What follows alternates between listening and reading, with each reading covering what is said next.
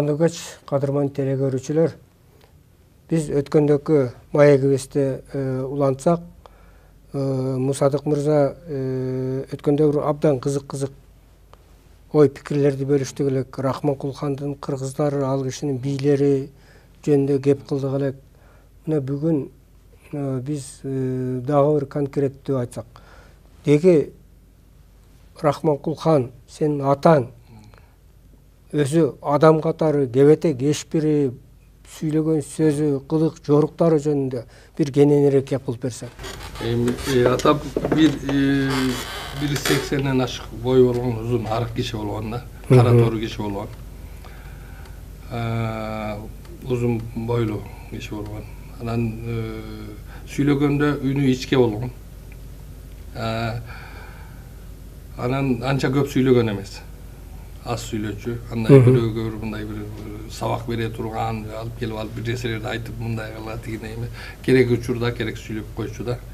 Көбүнчө элди угуп отура берчү. Себеби мен карап жүргөндө элди көп укчу.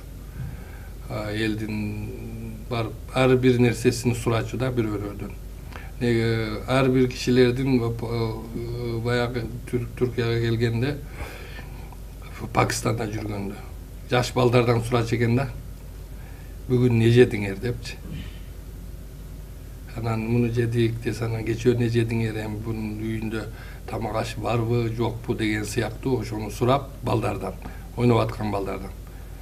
Бүгүн не тамак жасап жедиңер, анан жакшыраак аны жедик, муну жедик десе, жакшы деп ошентип эме алып калган да. Маалымат алган. Маалымат алган балдардан.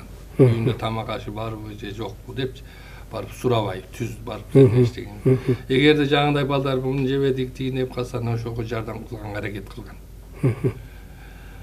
Дагы бир ошол жерде дагы бир кошумча суроо да. Ошол Рахманкулхан Ооганстандагы улуу Памир жана Зор Памир, Кичик Памирдеги кыргыздарды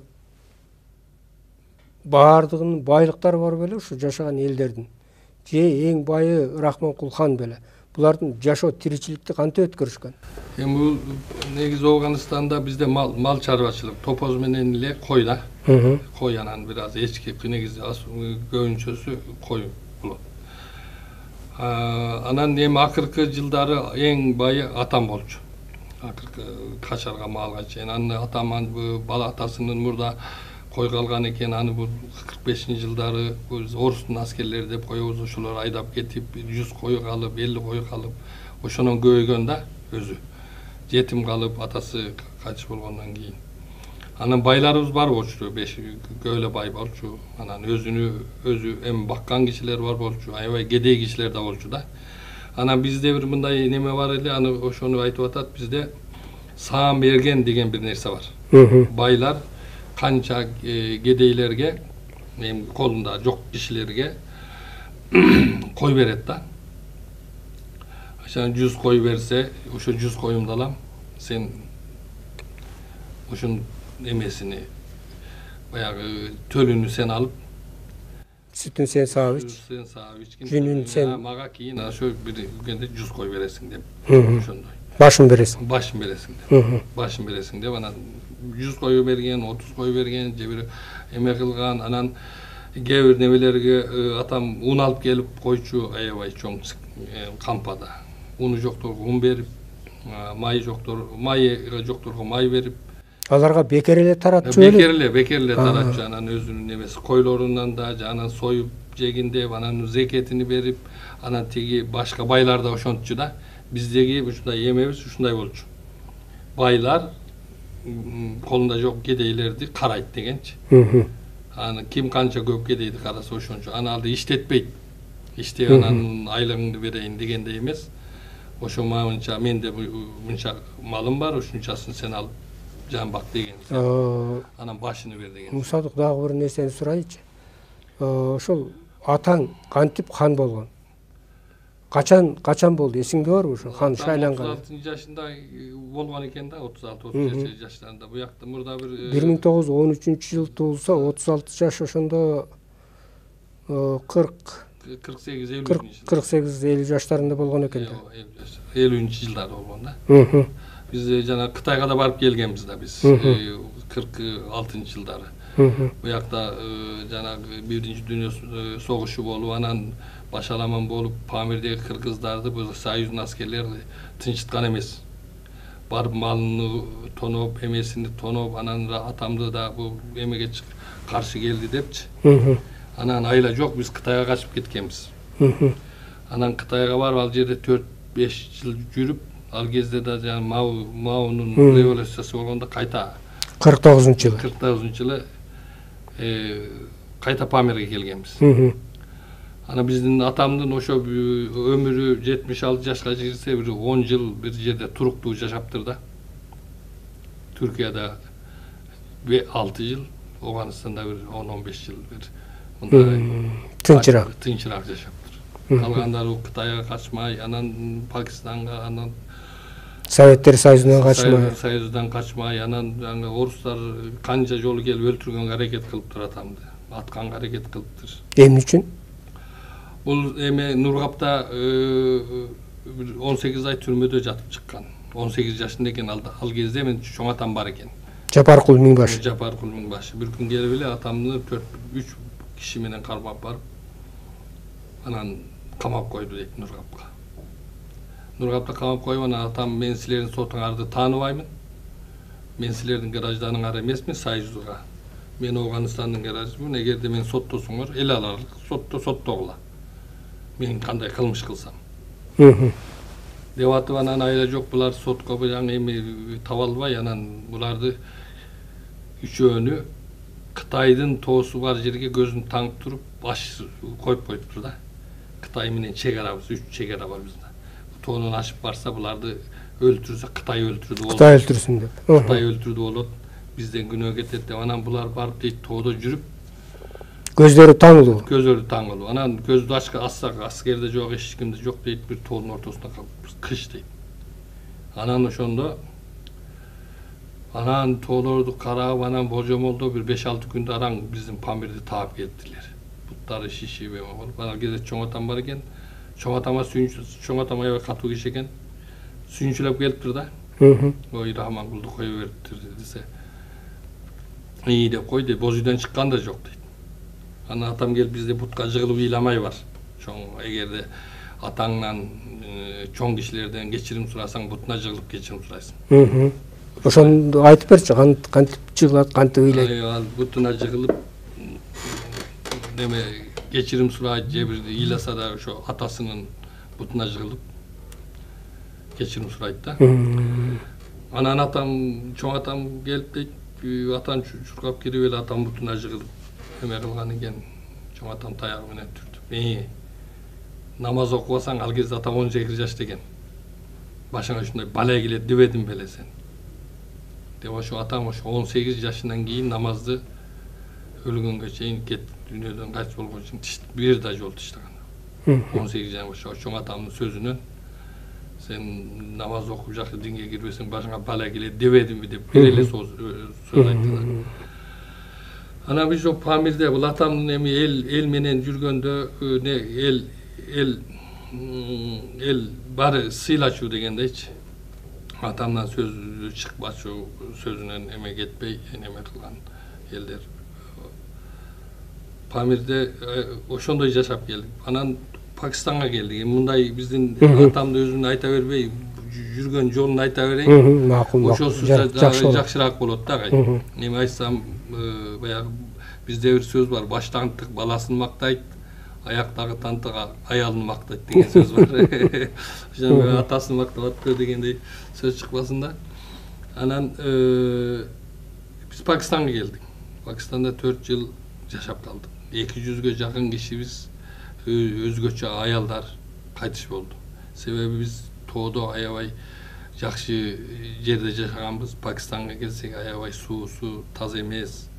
Isık 50 gradus. Biz anan 50 gradus var neme görgön emesmiz da. Anan juguştu orular var eken. Pakistan tifu bir başka içetke orular. Oşolar jugup ketip alarga jakşı dary bolboy ele oşolardan köp ayallar. Kırılıp kaldı. Anan oşo Pakistan'da jürgöndü da atam her bir jaktan da Эми биз коюлорубузду биз Пакистанга алып түштүк да. Эми Пакистандын Гилгит деген, жаңы Имит деген шаарга келди. Гилгит деген жерге bir 30 000 кой, кичинекей bir 7-8 000 eli болгонго 30-40 000 кой келгенде бул кой өлүп жоголот экен да. Көбүнчө батпайт, тойут жок. Анан баягы жок эсеге сатып жан бактык да. Анан Пакистандан жардам берди, оон жардам берди, анан элге ушу Türkiye'den жардам берип турду Пакистан. Пакистанда аябай эле кыйналды. Элдер аябай кыйналып, баягы атам ыйлады деген сөз ошол жерде. Кандай кылып мени келди деп анан ошондо анан бу Түркияга эме кылып, арыз жазып, кайрылып, Канадага кайрылып, анан ошентип анан Түркияга келип калдык да бизчи. Анан азыр Памирди баарыбыз менин жашымдан чоңдор дагы эле Памирди сагынабыз, ошо жашоону сагынабыз. Балким атамды сагынатгандыр элчи. Эми бул дагы эле ушу кеткиси бар да Памирге. Канча кыйынчылык болсо да баягы бир сөз бар го, булбулду алтын капаска коюп койсо дагы мекеним дептир. Мекенин карап кой десе биз жардын эмес экен дегендей. Ушул жерде Мусат абдан жакшы нерселерди айтып атасың. Эми дагы бир нерсени кеп кылсак, ушу атаңдын кан шайланганы кандай болгон? Ошону укканың барбы? Onu укканмын. Анан хан шайланып ошондо бир Токтосун хан деген болгон экен. Ал болбойм хандыкты эме кыла албай, анан хан таппай, ханды ким шайлайлы дегенде анан бирөөлөр атамды айттыр. Ушуну хан кылып алалы, ушул акылдуу киши деп анан атамды хан шайлаган да. Анан атамды элдер аксакалдар келип эле, ошо уруунун башчылары келип, атамды хан мындан кийин сен ханыбызсың деп атамды хан шайлап койгон. Ошондан кийин атам хан болуп калган да. Анан баары хан деп койгон да. Чын эле кыргыздын акыркы ханы дегенде чындыгы бар экен. Бул уруунун башчылары шайлаган. Аксакалдар келип шайлаган. Өзүнөн өзү хан болдум, мен хан болуп алдым деген эмес. Ал кезде атамдын анча деле малы да, акчасы деле жок экен. Анан ошондой хан болуп, анан ошо хан жарап берем деп, анан ошо канча 40 жылга жакын хан болду да. Өмүрүнүн өткөнгө чейин хан болду. Эми ушул жерде дагы бир суроо сурайлык. Бул хан ажыбыздын бала чакасы, аялдары жөнүндө мен укканыма караганда бир эки аялы болгон. Ушулар жөнүндө азыркы туугандарың жөнүндө бир кеп кылып берсең? Эми бул мындай болгон экен да, эми атамдын бир кызыктуу атамдын балдары биз 11 бир тууганбыз. 3 энененбиз. 3 энеден 11 бир тууганбыз. 9 уул, 2 кыз. Анан атам мурда да аял алган экен, ал менен 4-үнчү. Ал аялынан баласы болбой калган экен. Бир жыл эле жашаган экен. Бунда да бир сөз бар. Атам ал кезде боз үйдө жашайбыз да. Боз үйдө жашаганда атам эшикте, боз үйдөн эшикте турса, жаңы биздин келини менен чоң атам бир экөө неме кылса, чоң атама жаңы келини бир катуу сөз каяш айтып коюптур да. Атам сыртта угуп алыптыр. Анан ал кезде 20 жаштарында болчу экен. Анан аялын чакырып, анан айылдын аксакалына чакырып, мен баягы аял менен жашай албайт экенмин. Бул мен атама каяш айткан аялдын кереги жок. Алып барып неме кылып койгула, туугандарга жеткизип койгула деп анан бир кишилер менен жеткизип койгон экен. Андан кийин Эрке деген энебизди алган. Андан кийин Толун бүбү деген, анан менин энем болгон Ова деген 3 аял алды. Üçünün 11 bir tууганбыз, азыр Түркияда жашап атат. Экөөсү дүйнөдөн өтүп кетти, байкелерим. Калгандары жакшы жашап атат. Биз эң кичинекей кенже баласы менмин да. Анан 2 кыз бар, аларда турмушта, бала чакасы бар. Мен ошо барганда тиги Вакил аке менен аябай көп аңгеме курдум эле. Ал киши уже 80ге таяп калды азыр, 76-ларга. Малик Мырза сүрөтчү, агаң тагдыр экен көзөтүп кетти. Акбар дагы эле Анкарадагы Вандагы 100-жыл университетинде баягы устаканасында иштеп айкелдерин жасап атат. Эми бул мен акендерде Памирде атамдын балдары адам өзү окуткан бизди. Өзү окуткан. Мени биринчи Куран окутуп, анан кат тааныткан өзүм атам болгон. Атам болгон дегенде атам өзүнүн балдарын окутпайт эле да. Ошондо немеси кышта, күздө анан баягы жатак мектеп деп коебуз го, интернат сыяктуу биздин үйдө, атамдын үйүндө канча бир 10 чакты балдар, 10-20 чакты балдар келип биздин үйдө жатып окучу да. Атам сабак берчү, атам болбой калса ошо окуган балдар берген балдары сабак берип, ошо Куран китепти анан окуганды, бир жазганды үйрөтүп койчу да жагынан. Ошондо канча балдар менен чогуу окуганбыз, чогуу жатып, бир мейманкана бар болчу, мейманкана катар төшөк салып берип. Мейманкана деген боз үй дейм болсо. Кышта жок, андай там эле үй. Там эле үй. Мейманкана деген үй, бечканкы үй. Биз деле ошо балдар менен жата берчүбүз да, кызык болот деп. Балдар келип ошондо жашап, анан 3 маал тамагыбызды жасап берип, анан атам күндүз сабак берип бизди кыш бою окутчу. Жазда анан ар ким өзүнүн оокаты бар деп кетип кышында келип окуп. Эми бул кээ бирлери 3 жыл окуйт, кээ бирлери 5 жыл окуйт, кээ бирлери ушундай. Ошондоку ошол Рахмакулхан окуткан тил кайсы тил, жазуулар кайсы тил? Жазуу тили араб тамгасы менен. Араб тамгасы менен. Фарсча, анан Куран, анан кийин дагы Чагатай тили деп коет го. Жакшы үйрөнгөндөн кийин анан жаңы Чагатай тилин үйрөтчү бизге. Чагатай тили деген бурда бул баягы Түркистан болгон кезде орток тил экен да. Ооба. Ушу Түркистан, Орто Азиянын орток тили. Ошо анан ошо Чагатайжаны жазып окуп калганда анан киши эме болот да. Ошо жакшы окуду болуп эсептелет. Ошол жерде урматтуу телекөрүүчүлөргө дагы бир кызыктуу маалыматты айта кетелик.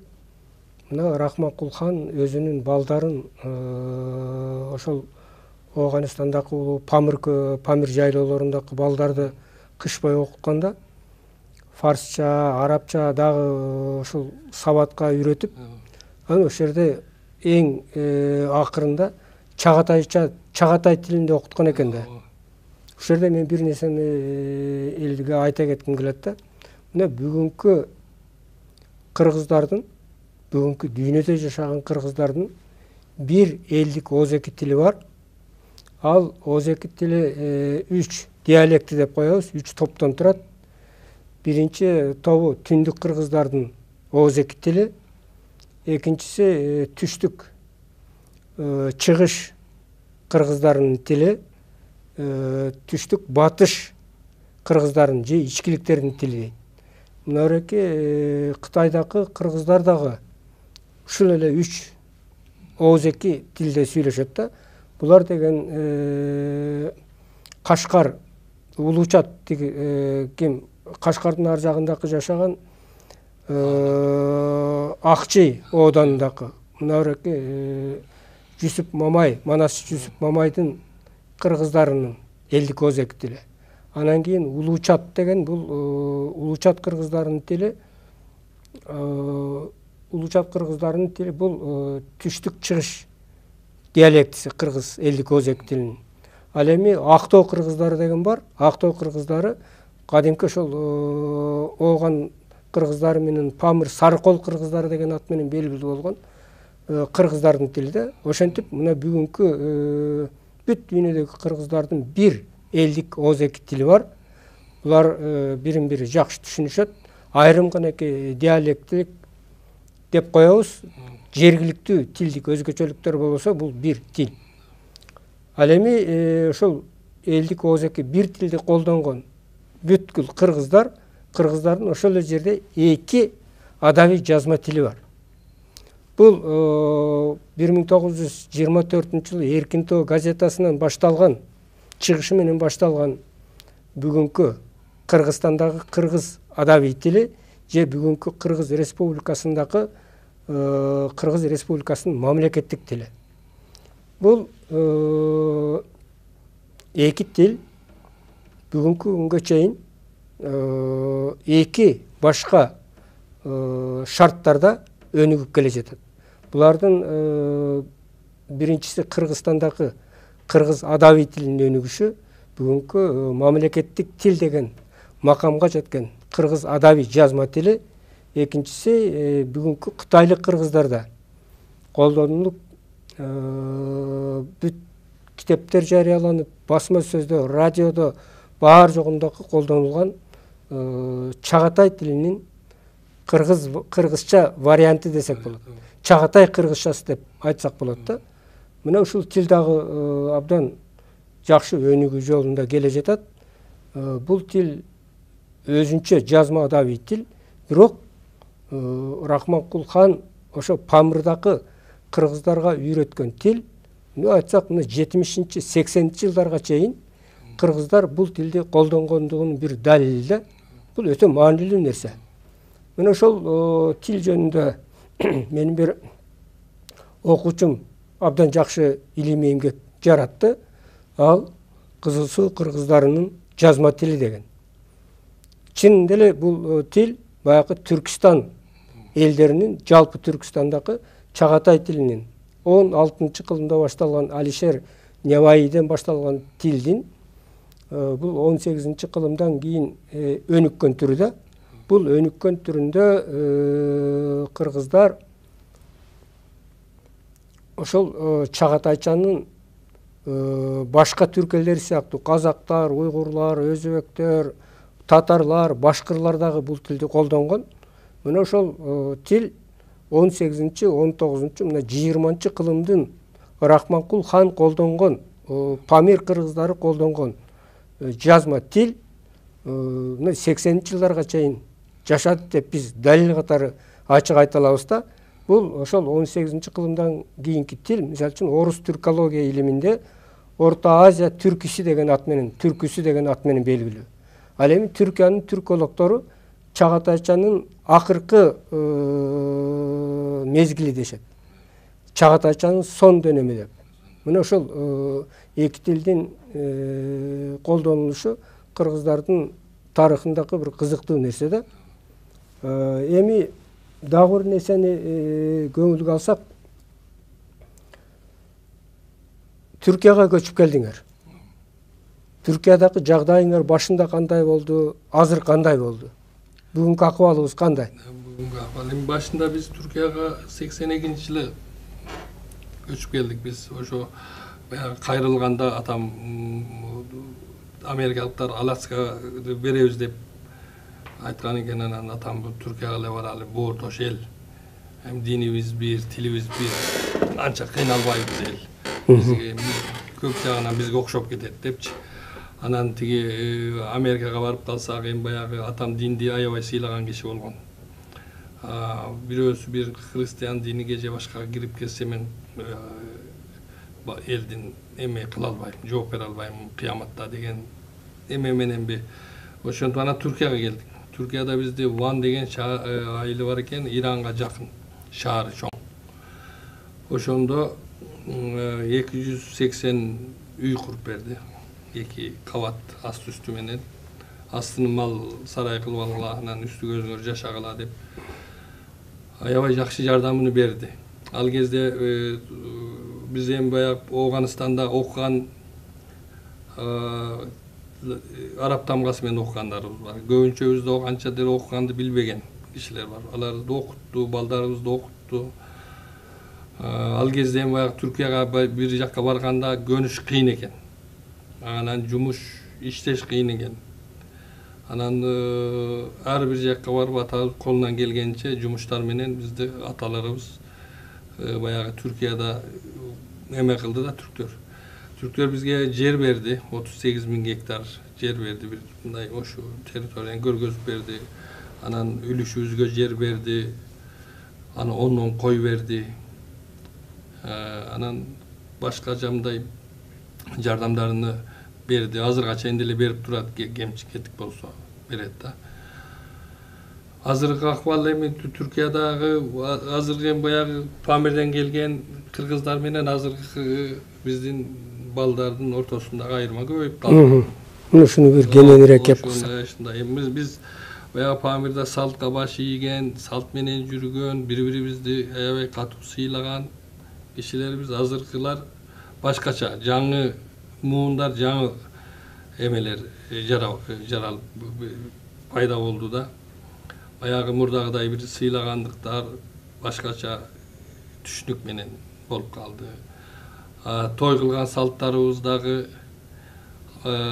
мындай негизи кармалып турса да ортодо башка салттар кирип кетти мурдагы эмелерибиз менен. Түшүнүк башкача болуп калды да азыр. Бирок экономика жагынан бир нерсе курсак ток жагынан деп мындай карасак жакшы. Жакшы, анын немеси жок. Анан тил жагынан караганыбызда тилибизди жоготуп кетип баратабыз. Азыр деле майылда сүйлөшкөн тил 50% болушу мүмкүн. Шаарга чыкканда бул 100% эме Türkçe. Türkçe сүйлөйбүз. Шаарда чоңоюп калгандар балдар түркчө эле сүйлөшүп калды. Азыркы эми Түркияга барган балдар деле 30-дарга, 35-ке чыгып калды. Ошолордун балдары кыргызчаны билет, бирок биз кыргызча жакшы жаңыдан сөз кошулбайт. Тескерисинче сөз жоголуп кетип атат.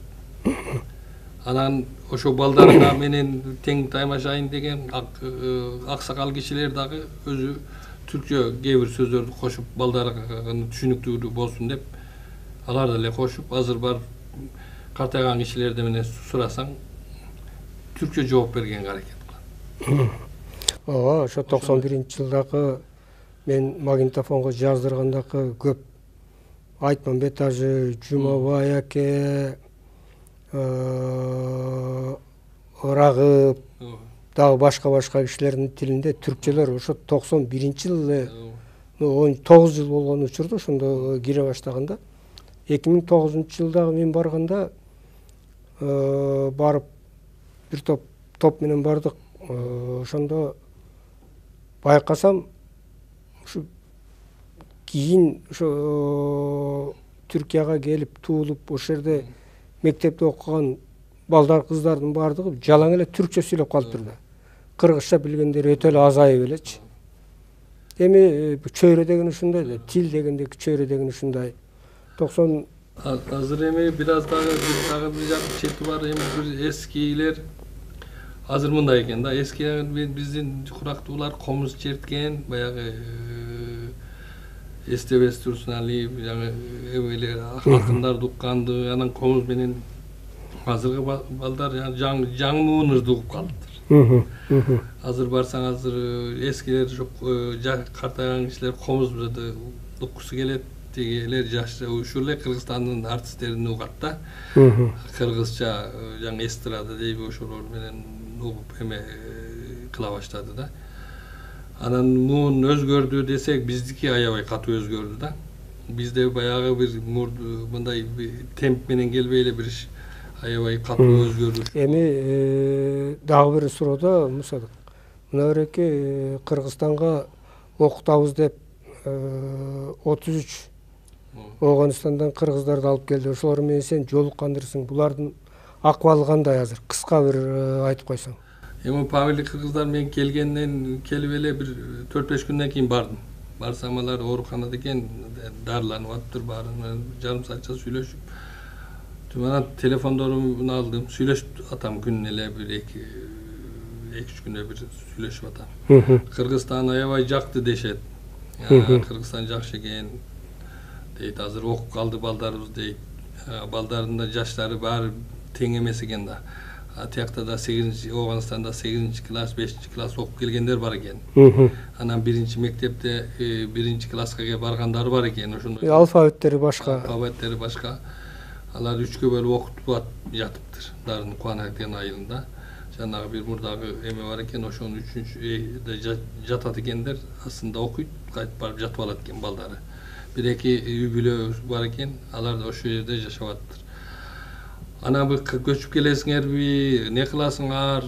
Ана бир 5-6 киши да келип буларды көрүп кетти жакында. Чоң кыргыздар. Алар не десем, карап көрөлү, ана булар бизди бир жерге чогуу койсо, Кыргызстанда чогуу жашасак, ана көчүп келсек болгудай.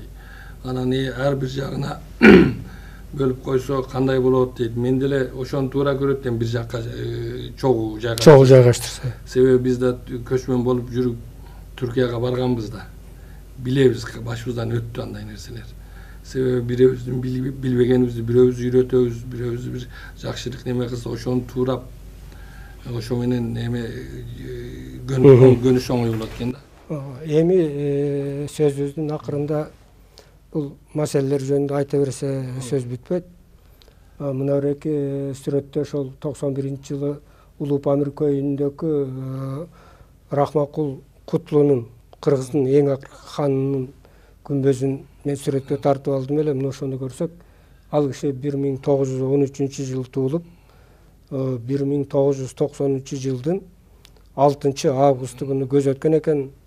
Эми урматтуу теле көрүүчүлөр, Рахмакул хандай тарыхты жараткан кыргыздар болгон. Кудай буйрса элдин уучу кур эмес,